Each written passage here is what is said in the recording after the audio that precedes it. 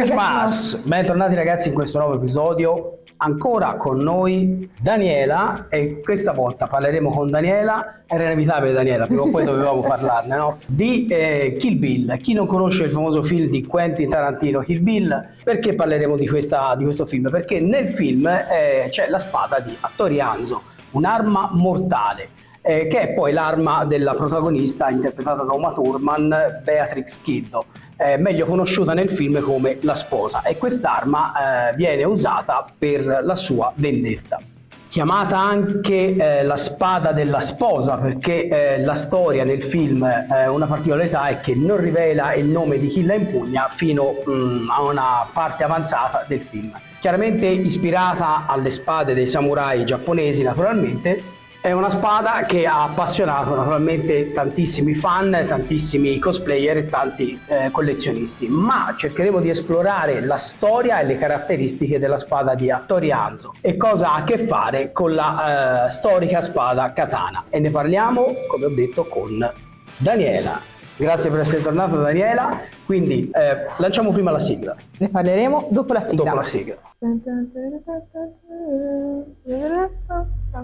Ok, Daniela, intanto partiamo subito. Hai visto il film? Conosci il film Sì, Kill Bill? certamente. Okay. Naturalmente ti sarai anche tu incuriosita alla spada, queste scene che uccide tutti con questa spada. E hai fatto qualche fermo immagine? Ti sei un po' incuriosita sulle caratteristiche che ha la spada di Hattori Hanzo? Sì, sicuramente è un film che penso quasi tutti abbiano visto, e ha delle scene di combattimento, di scontro davvero interessanti. Nel film si può vedere come la spada che viene impugnata dalla protagonista abbia effettivamente delle caratteristiche simili a quelle che sono le katane.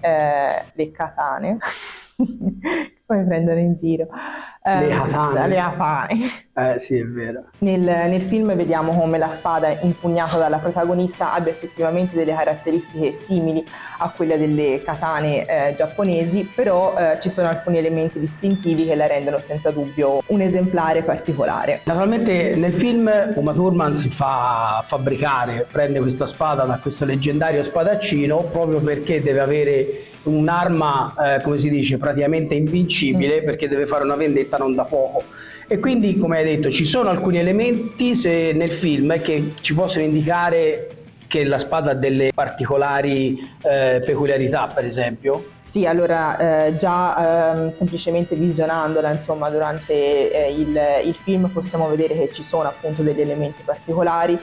Uno su tutti il metallo. La spada appunto che vediamo impugnata dalla protagonista è fatta con un metallo particolare, e la storia appunto del film ci racconta che sia stata forgiata a mano da Hattori Hanzo. Ma ora scusa se ti interrompo su questa cosa, ma Hattori Hanzo, questo personaggio, è un personaggio che Quentin Tarantino si è inventato nel film o è un personaggio che è esistito davvero? Hattori Hanzo è un personaggio storicamente esistito, non è frutto della fantasia di Quentin Tarantino. Era un samurai molto famoso in Giappone che all'età di 12 anni era già uno spadaccino esperto. Allora, di Hattori Hanzo ne voglio parlare dopo, però torniamo alla spada. Non ci sono dettagli all'interno del film sui materiali con cui è stata realizzata la spada. Sappiamo che è stato usato un acciaio particolare e poi vedremo le caratteristiche nel dettaglio della spada, però possiamo presumere che il metallo che è stato usato è quello tradizionalmente in uso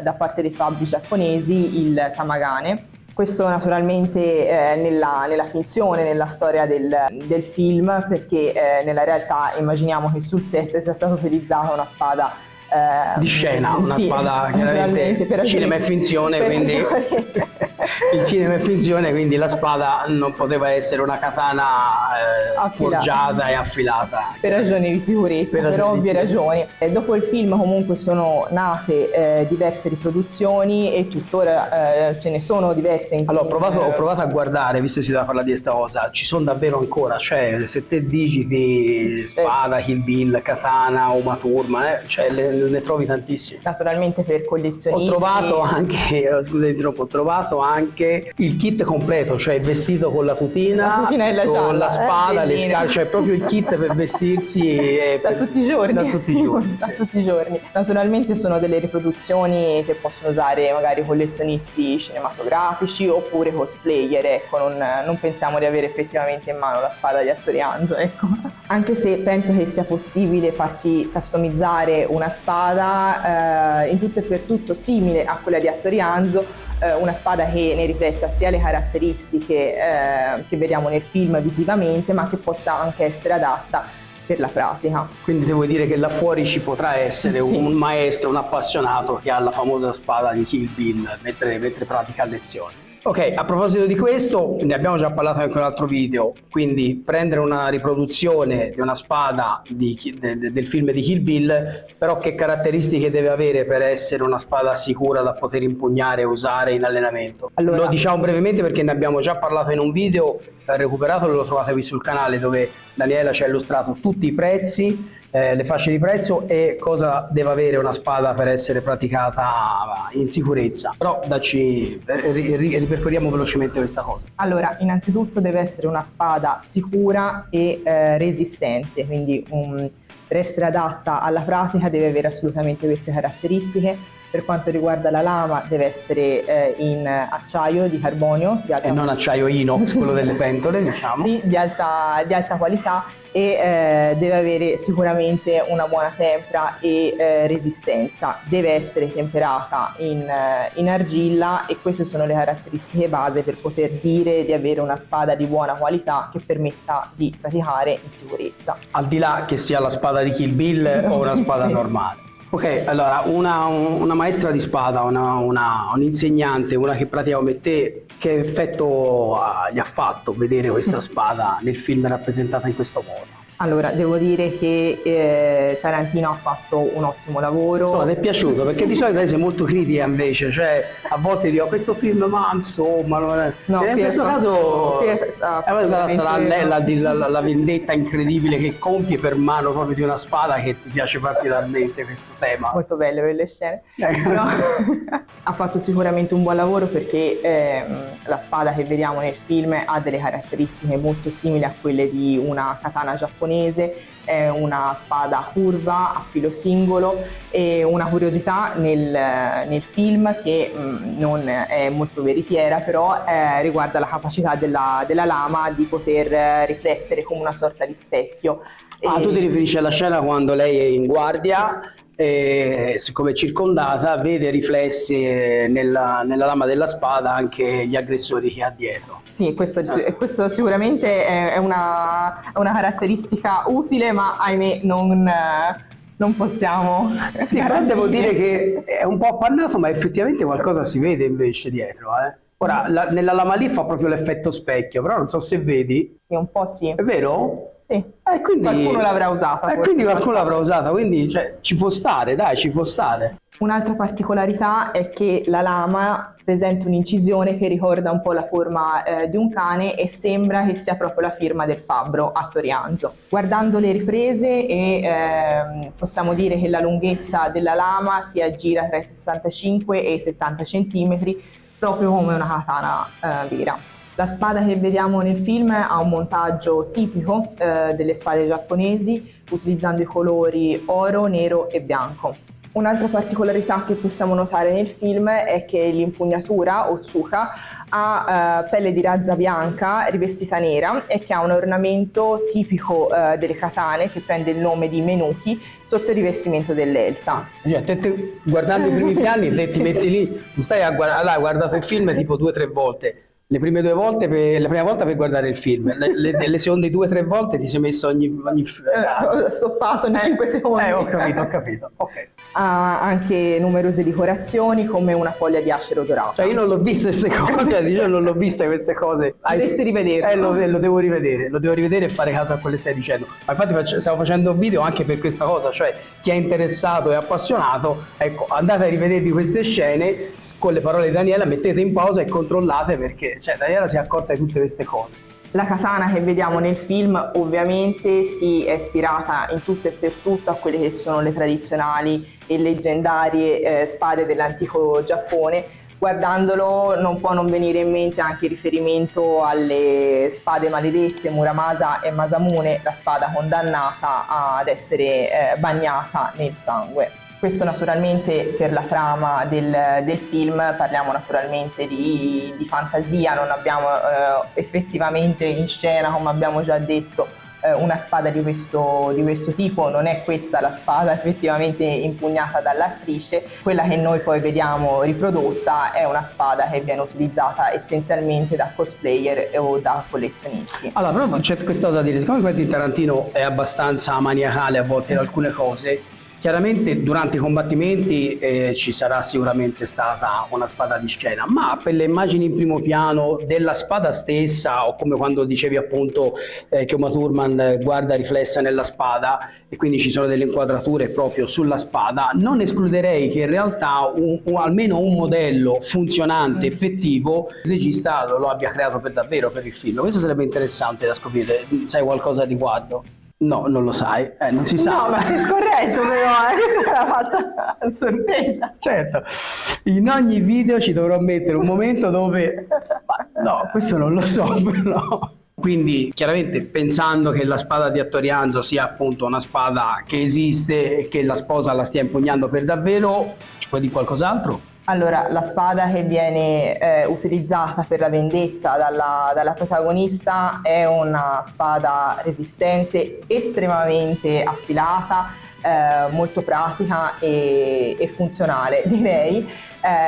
Come abbiamo già detto in precedenza, a differenza della spada o di una katana tradizionale, nel film vediamo appunto una lama riflettente a specchio che diciamo nella realtà non è esattamente così nella realtà. Però vediamo nel film lei che con dei tagli precisi recide proprio degli arti, uccide proprio gli avversari, ecco, ma questo corrisponde alla realtà, cioè ne abbiamo parlato anche di questo, però magari per chi non ha visto gli altri video, veramente come la pratica del tameshigiri, no? La pratica di taglio, veramente una spada, una katana giapponese può tagliare via un arto in un colpo solo, quindi tagliare via la carne e l'osso in un colpo solo. Non ho mai provato, però non lo proverei a fare. Ok, quindi sì, quindi vuoi dirci di sì. Okay. Io temo di sì, però non ho mai provato. Ok, mi piaceva tornare ad Hattori Hanzo, perché hai detto che questo personaggio era esistito, sta cosa è molto curiosa. Per parlare di Hattori Hanzo potremmo aprire un capitolo infinito, però se c'è tempo vorrei parlare un po' di più della sua figura, perché come spesso succede con i personaggi leggendari non c'è solo una versione, ci sono tante versioni, a volte simili, a volte completamente discordanti, quindi è interessante sicuramente approfondire questa figura. Vogliamo parlare di Hattori Hanzo? Parliamo di Hattori Hanzo, ci piace molto questa cosa. Allora, prepariamoci perché ci sono almeno 4 Hattori Hanzo famosi. Allora, Hattori Hanzo, come abbiamo detto, è un personaggio realmente e storicamente esistito, non era però un fabbro, come magari... Nessuno di quei 4 che vuoi menzionare erano fabbri? No, cioè, erano tutti spadaccini o comunque praticanti, ninja, samurai, nessuno di loro di mestiere forgiava armi. Il primo di cui vorrei parlare era un guerriero che risiedeva nella provincia di Iga e alcuni sostengono che questo Hattori Hanzo fosse in realtà un ninja, quindi non un fabbro ma un praticante di ninjutsu. Il secondo Hattori Hanzo era il figlio di Hattori Yasunaga ed è stato chiamato sia Hattori Hanzo ma possiamo vederlo descritto anche come Hattori Masanari. Il suo soprannome era Diavolo Hanzoa a causa delle sue terribili tattiche di guerra. Quindi era un esperto davvero? Sì, anche lui era un guerriero molto feroce e serviva nell'esercito del generale Tokugawa Ieyasu, che gli diede anche la sua famosa lancia. Oltre ad essere abile nell'utilizzo della lancia, sappiamo che questo secondo, Hattori Hanzo era molto abile anche nell'uso della spada. Alla morte di Attorianzo II gli succedette Attorianzo III. Ah, quindi era il figlio Sì, esatto. dell'Attorianzo II, ok. Di lui sappiamo che era un praticante molto mediocre, addirittura gli altri ninja non pensavano che fosse degno del nome di Attorianzo. Quindi non era un figlio d'arte alla fine, possiamo No, dire. anzi, sappiamo anche che è stata condotta una ribellione contro di lui. Ah, ecco, gli è andata proprio male a Attorianzo Malissimo. III, ho capito. Quindi ne manca uno, abbiamo il quarto Attorianzo. È il figlio minore di Attorianzo III, nonché figlio di Attorianzo II. Di lui sappiamo ancora meno, sono perse le tracce su di lui, sappiamo comunque che anche lui non ha proseguito, diciamo, la tradizione del padre, è stato molto più simile, diciamo, al fratello maggiore. Ho capito. Vabbè, quindi tra tutti i modi che Quentin Tarantino aveva di poter scrivere questo film, di poter scrivere questo personaggio e di tutte le armi di cui lo poteva dotare, lo fa addestrare nelle arti marziali e gli dà una spada per fare la sua vendetta. Una spada giapponese. Beh, sicuramente vedendo la realizzazione del film e la popolarità che poi ne ha avuto è stata una scelta molto, molto azzeccata. È iconica la cosa. Sì. Sicuramente tanti appassionati delle arti marziali saranno rimasti affascinati dalle scene di combattimento, di duello, di scontro che si vedono all'interno del film. La spada che viene impugnata è appunto diventata una spada iconica che viene utilizzata spesso in cosplay, in manifestazioni, ma che è anche un elemento di culto per collezionisti, non solo cinematografici, quindi sicuramente è stato un esperimento molto riuscito. Oh, bene, allora direi che abbiamo detto praticamente tutto su quello che potevamo. No, devo interromperti perché io devo dirti che ho avuto la fortuna di vedere due gioielli, di cui uno è la spada di Kill Bill. No, questo non me l'avevi detto però, davvero? Sì, io l'ho vista dal vivo, se vuoi posso dirti anche dove. Ma l'hai visto in una fiera, in un... No, qui al dojo. Cioè qualcuno ha portato la spada di Kill Bill, tu hai visto la spada di Bellatrix qui al dojo, cioè? Un praticante si è presentato con la spada, con una riproduzione, credo, direi a questo punto, di una spada di Kill Bill, ma non è il solo. Oh, addirittura, ma gliel'hai fatto usare? No. Ah, okay. Sicuramente non sarebbe stata una spada resistente adatta alla pratica. Non volevi la responsabilità che potenzialmente poteva essere la tua ultima lezione, ho capito. Ma non era il solo. Ah, perché ne è venuto di più di uno la spada di Kill Bill. Ti ho detto che ho visto due gioielli. Due gioielli, è vero. Due gioielli, uno era la spada di Kill Bill e l'altra era la spada di Michonne di Walking Dead. Eccone un'altra. Tu la serie intera non l'hai vista, però ti è capitato di imbatterti naturalmente perché ti piace le spade, sei a conoscenza di questo personaggio della spada. Potremmo un giorno parlare a sorpresa allora di Michonne. Sarei curioso. Allora, vediamo cosa ne dicono quelli che ci seguono, se gli piace questo esperimento, che la Daniela ci parli di Walking Dead senza averlo mai visto e della spada di Michonne. Ma e quindi era il solito che era tornato con la spada diversa? Cioè gli hai tolto quella di Kill Bill e lui è tornato con quella di Walking Dead? Era un'altra persona. Gliel'hai fatta usare? No. Non vi presentate alle lezioni da Daniela con la spada di Kill Bill o di Walking Dead perché non ve la fa usare. Bene ragazzi, il video finisce qui, mi raccomando, come dico sempre, lasciate like, condividete i miei video, attivate la campanellina per non perdere nessuno dei nostri video, ma soprattutto lasciatemi un commento perché io leggo e rispondo a tutti i vostri commenti. Questo è il modo che avete per supportarci e per farci portare avanti questo progetto di parlare delle arti marziali nel modo più serio e degno che meritano. Io saluto ancora una volta Daniela, grazie di essere qua perché ci toglie ogni volta tantissime curiosità. Se è la prima volta che vedete un video con Daniela, scorrete il canale, andate e recuperate i video con Daniela perché ci rivela tutte le volte delle cose veramente curiose e fantastiche. E noi ci vediamo al prossimo episodio. Domo arigato!